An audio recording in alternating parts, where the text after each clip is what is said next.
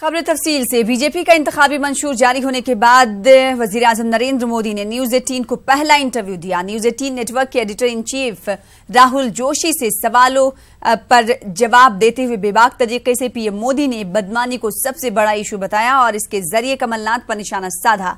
इन्होंने कमलनाथ को भ्रष्टनाथ करार दिया। पीएम ने पूछा कि क्या बदमानी के खिलाफ कार्रवाई नहीं होनी चाहिए।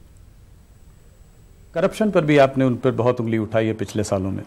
करप्शन पर उंगली मैंने नहीं उठाई है। करप्शन हमारा मुद्दा है। अब जैसे कल भोपाल में हुआ, भ्रष्टनाथ कुछ भी बोल दें, इससे बात बनती नहीं है। क्या भ्रष्टाचार के खिलाफ एक्शन लेना चाहिए नहीं चाहिए?